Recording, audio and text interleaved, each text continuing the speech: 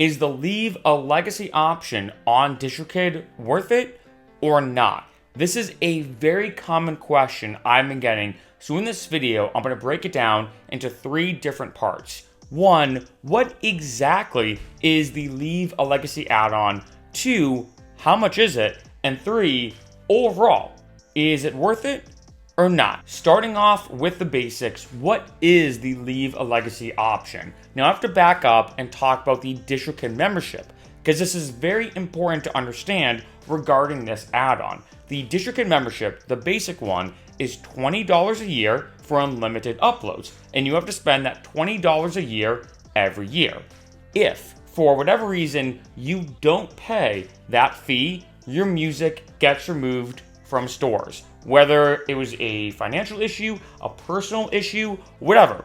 Basically, if something comes up and for whatever reason DistroKid does not get your membership fee, your music will get removed from stores. That is where the Leave a Legacy option comes into play. For the Leave a Legacy option, if you select it, it is a one-time fee, and if you do select it and you pay that fee, your music will never be removed from stores. How much does it cost? This is kind of interesting. So first off, it's a one-time fee. For other add-ons and extras on DistroKid, sometimes they are reoccurring fees every month or every year or whatever. Not in this case, it's a one-time fee.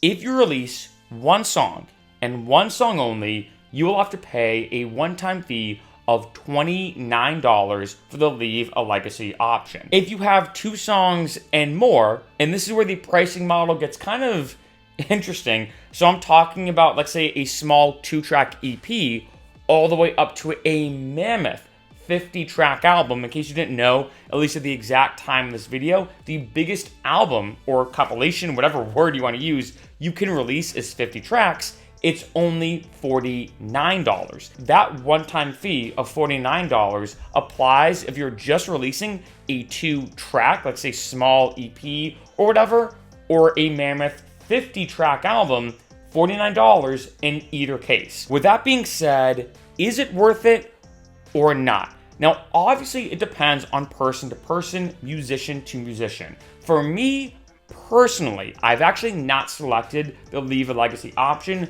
I like to be very transparent in all my videos, but I've looked at all my releases. I did the math out for just my single releases and my releases that were 2 tracks and more.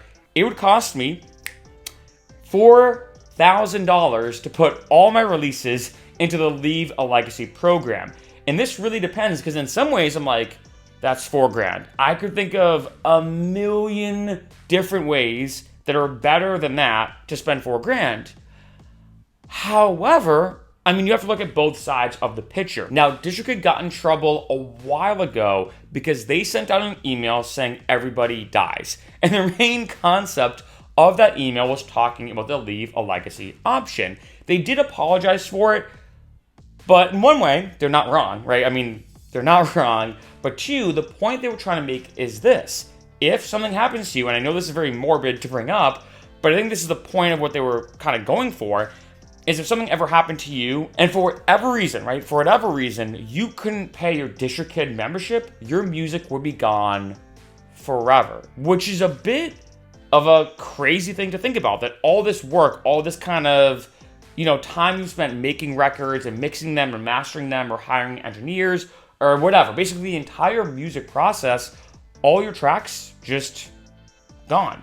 So there is something, I think, 1, comforting, right? Having the Leave a Legacy option checked and using it. And 2, maybe even the existential comfort, if that's the right word, of knowing that, if life happened or life didn't happen, I know, again, very morbid and a very intense conversation, that your music still would not go away. That for whatever reason, at some point, if DistroKid did not get your yearly membership, you would be okay and your music would still be up there. This is something you do have to weigh out, because on one end, I'm not gonna lie, it can add up very fast. I mean, like I said, for me, it would cost me $4,000 to put all my releases into the Leave a Legacy option. Another thing is it depends how you release music. For some musicians, you release 1 album a year, for example.